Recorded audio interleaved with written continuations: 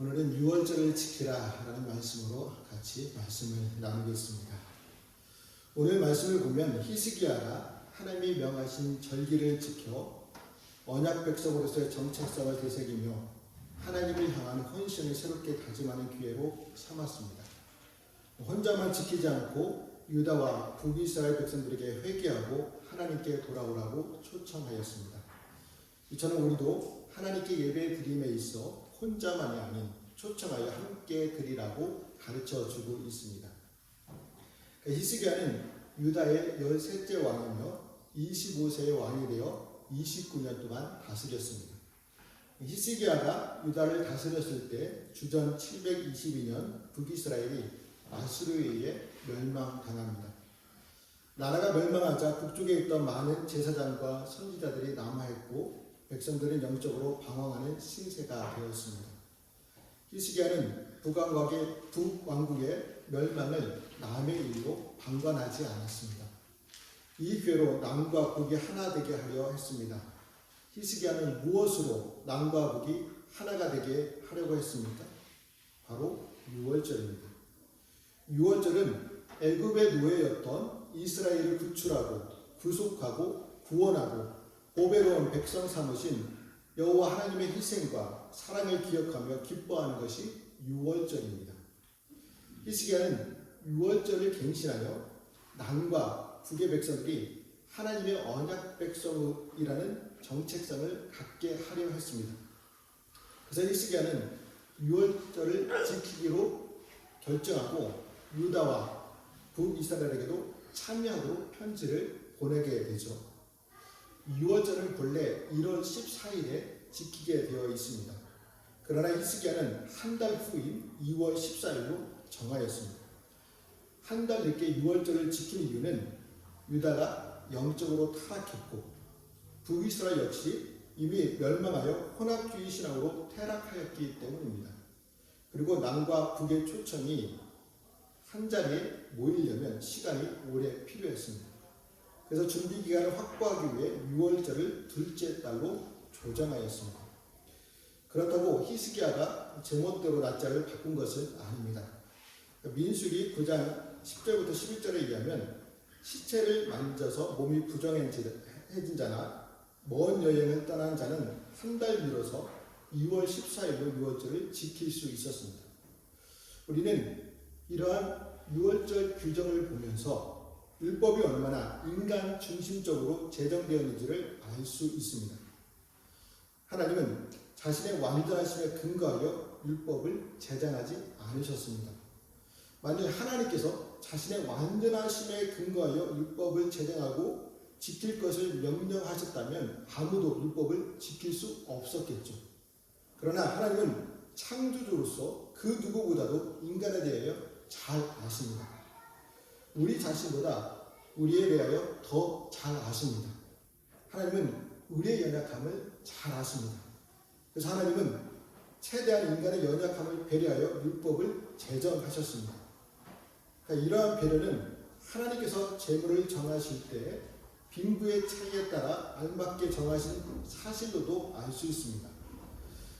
속죄 제물을 드릴 때에는 양과 염소로 드려야 하는데 양 한 마리도 같이 형편이 못될 때에는 산비둘기 2마리나 집비둘기 새끼 2마리를 바치도록 배려해 주셨고 그것도 형편이 안 되면 고운 밀가루로 바치도록 배려해 주셨습니다. 이렇게 볼 때 우리는 율법이 우리 인간이 지키기에 결코 어려운 법이 아니라는 것을 알 수 있습니다. 율법은 인간이 충분히 지킬 수 있습니다. 그럼에도 불구하고 인간이 율법을 거슬러 행하거나 율법을 지키는 것을 어려워하는 것은 율법을 제정하신 하나님을 사랑하는 마음이 없기 때문입니다. 물론 율법은 인간의 자유와 행동을 제한하죠. 하지만 율법은 우리의 자유와 행동을 제한하기 위해 주어진 것이 아닙니다. 인간의 바른 삶을 위해 주어졌습니다. 이것을 안다면 지키는 것이 어려운 일이 아닙니다. 우리에게 하나님을 사랑하는 마음만 있다면 하나님의 율법을 오히려 기쁘게 지킬 수 있습니다. 그러니까 이스라엘 백성들이 신앙적으로 바로 섰을 때 하나님의 율법을 비교적 잘 지켰던 것으로 알 수 있습니다. 문제는 마음이 있다는 것이죠. 그렇다면 여러분은 하나님을 얼마만큼 사랑하십니까? 조금 사랑하십니까? 아니면 많이 사랑하십니까? 하나님을 많이 사랑할 수 있기를 축복합니다. 그러니까 하나님을 사랑하는 마음만 있어도 율법도 말씀도 순종할 수 있습니다. 그러니까 어느 분은요, 말씀을 지키지 않아도 하나님을 사랑할 수 있다라고 생각하는 사람이 있습니다. 그건 하나님을 사랑하는 것이 아닙니다. 성경은 분명히 말씀하는데요. 우리 화면을 보시고 요한복음 14장 21절 읽어보겠습니다. 나의 계명을 지키는 자야 나를 사랑하는 자니 나를 사랑하는 자는 내 아버지께 사랑을 받을 것이요 나도 그를 사랑하여 그에게 나를 나타내리라. 아멘. 그러니까 나의 계명을 지키는 자가 주님을 사랑하고 하나님 아버지께 사랑을 받는다라고 말씀해 주셨습니다. 우리가 하나님을 사랑하는 마음이 있다면 말씀을 지킬 수 있습니다. 하나님을 사랑하는 마음이 변하지 않기를 바랍니다. 히스기야는 하나님을 사랑하는 마음이 있기에 율법 조항을 근거로 공동체와 상의해서 유월절을 지키기로 결단하였습니다. 율법을 문자적으로 지키는 일보다 유월절 본래의 정신을 따라 지키는 것이 더 중요했습니다. 성결한 백성들이 참여하고 성결한 제사장들이 참여하고 남북이 같이 참여하여 드리는 것이 더 의미 있다고 생각하였습니다. 그렇다면 히스기야는 왜 이렇게 유월절 준비에 열심을 다했을까요? 유월절이 하나님의 구원을 감사하는 절기이기 때문입니다. 출애굽의 구원 사건과 하나님의 언약을 상기시켜 하나님의 관계를 회복하는 데 매우 중요했습니다. 유월절이라는 아주 분명한 역사적 사건과 해방, 구원이 이스라엘 백성에게 신앙의 근거였습니다. 오늘날 우리에게도 마찬가지입니다. 오늘 우리의 신앙은 이론과 막연한 기대감에 근거한 것이 아닙니다. 만일 우리의 신앙이 이론이나 막연한 기대감에 근거한다면 우리의 신앙은 시도 때도 없이 흔들리게 됩니다. 하지만 우리의 신앙은 구체적인 역사적 사실에 근거합니다. 바로 예수 그리스도의 십자가 구속 사건입니다. 예수님께서 죄인들을 위하여 십자가에 죽으셨다는 역사적 사실을 부인하는 사람은 아무도 없습니다. 이스라엘의 출애굽 사건만큼이나 분명한 사건이죠. 그만큼 우리의 신앙의 근거는 역사적 사실의 근거입니다. 특히 예수님의 십자가 사건은 우리의 인생은 죄의 중에서 해방시킨 사건입니다. 우리는 예수님의 십자가 사건을 통하여 구원에 이르게 될 수 있습니다. 하나님의 약속은 천국을 유업으로 받을 수 있습니다. 우리는 이처럼 구체적인 역사적 사실에 근거한 신앙을 소유한 성도들입니다. 그로 인해 흔들림 없이 분명한 신학적 확신을 가지고 생활하시기를 바랍니다. 히스기야와 반백들이 명한 유월절을 지키라는 편지를 보발꾼들이 전하였습니다. 편지에 가장 먼저 기록된 내용이 있었습니다. 무슨 내용이었을까요? 6절 말씀에 기록되어 있는데 같이 읽어보겠습니다. 보발꾼들이 왕의 편지를 받아 가지고 왕의 명령을 따라 온 이스라엘과 유다에 두루 다니며 전하여 이르시되 이스라엘 자손들아 너희는 아브라함과 이삭과 이스라엘의 하나님 여호와께로 돌아오라. 그리하면 그가 너희 남은 자 곧 아수르의 손에서 벗어난 자로 돌아오시리라. 아멘. 히스기야는 북쪽에 있는 이스라엘 백성들을 향해 가장 먼저 이제 아수르의 침입에 살아남은 자들은 여호와께 돌아와서 보호를 받으라. 그러면 하나님도 남은 자들에게 다시 돌아올 것이다 라는 내용을 전했습니다. 남쪽 유다 정치 체제에 편입해 들어오라는 요청이 아닙니다. 유다와 북이스라엘 백성은 원래부터 하나인 하나님의 백성이었습니다. 그러나 200년 이상 남북이 분열된 상태에서 하나님을 떠나 생활하다가 북이스라엘이 아수르에 의해 멸망하였습니다. 나라가 적의 침입으로 멸망했으니 형편은 말이 아니었겠죠. 땅은 황폐되고 대다수의 백성들이 포로로 잡혀갔습니다. 그리고 포로로 끌려가지 않고 남은 사람들은 죽지 못해 산다고 할 정도로 비참했습니다. 이 모든 결과의 원인은 하나님을 배신하고 우상을 숭배하였기 때문입니다. 하나님을 배신하였기에 하나님도 계속 이스라엘에게 있을 필요가 없었습니다. 그래서 하나님도 떠나셨습니다. 이것이 불행의 시작이었습니다. 하나님이 함께하지 않는 북이스라엘은 목적 없이 1대 앞에 놓인 양과 다름없었습니다. 결국 아람, 아수르 등 주변 강대국의 침략을 받으며 고통을 당하다가 마침내는 아수르에 의하여 완전히 망하고 말았습니다. 그런데 하나님은 멸망 후 북이스라엘에게 남아있던 사람들에게 히스기야의 편지를 통해 다시 돌아오기만 하면 하나님 역시 돌아온다고 약속하셨습니다. 하나님은 이 약속이 허튼 것이 아님을 보이시기 위해 아브라함과 이삭과 야곱의 하나님 곧 언약의 하나님의 이름으로 약속하셨습니다.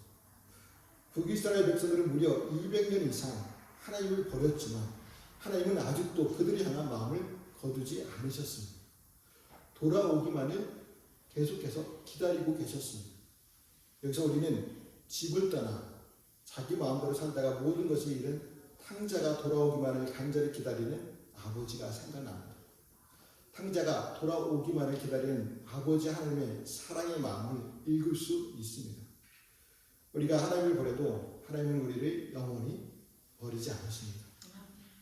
하나님은 우리가 배신하면 우리를 버려두심으로 배반의 대가를 치르게 하시지만 영원히 버리지는 않으십니다.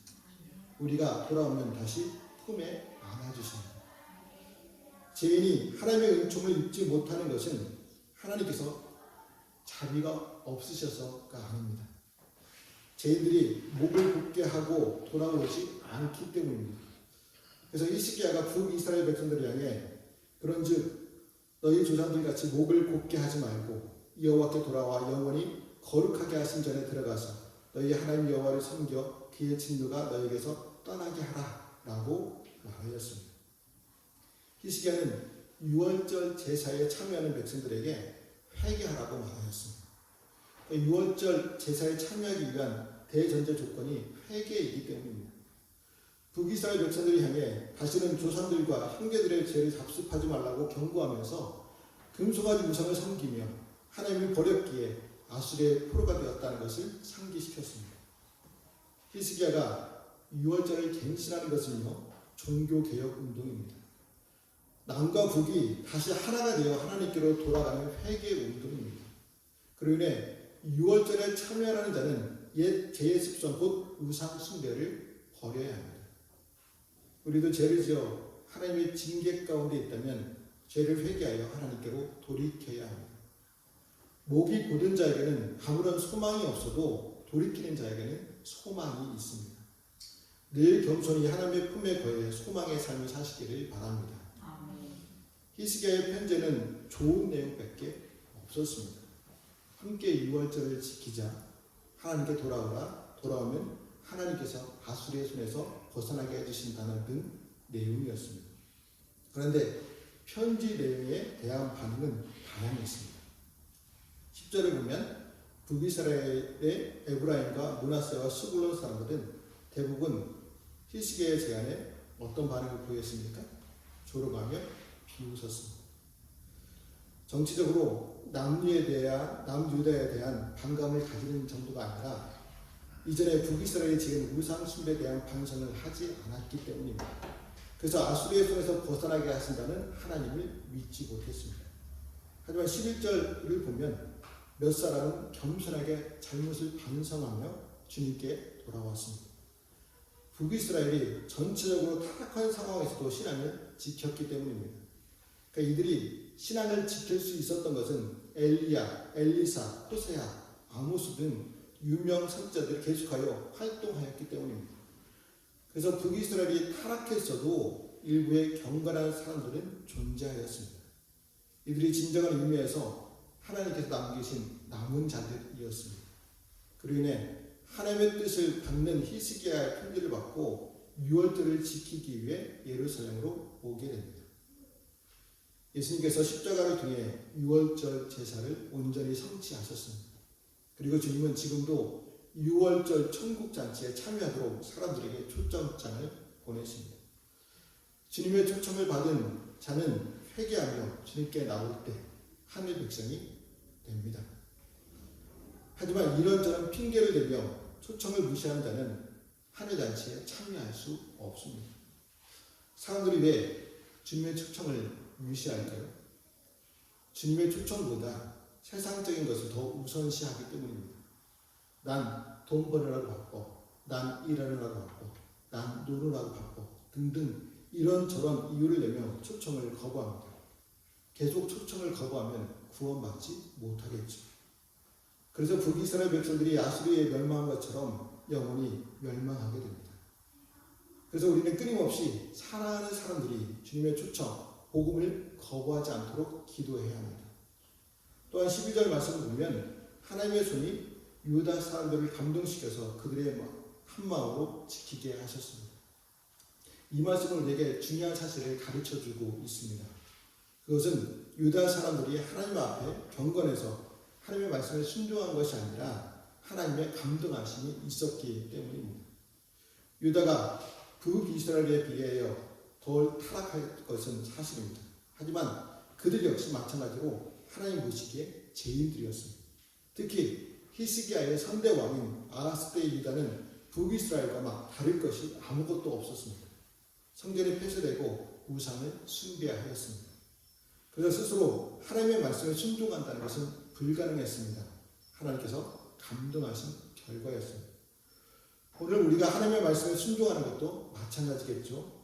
우리라고 해서 히스기야 당시 이스라엘과 다를 것이 없습니다. 우리도 죄의 본성을 지니고 있고 심령이 부패하여 하나님을 배반하며 하나님의 말씀에 순종하지 않으려는 경향이 있습니다. 우리의 본성대로 행한다면 우리는 도무지 하나님의 말씀에 순종하는 삶을 살지 못합니다. 우리가 하나님께 인정받을 수 있는 것은 하나님께서 성령으로 우리의 마음을 감동시켜 말씀에 순종할 수 있도록 하시기 때문입니다. 오늘 우리가 교회 나와 예배 드릴 수 있는 것도 하나님께서 감동을 주셨기 때문입니다. 그 감동에 순종하여 예배 드리고 있습니다. 그러면 오늘 교회에 빠진 교인들은 하나님께서 감동을 안 주셨을까요? 하나님께서 분명히 주셨을 거라고 생각됩니다.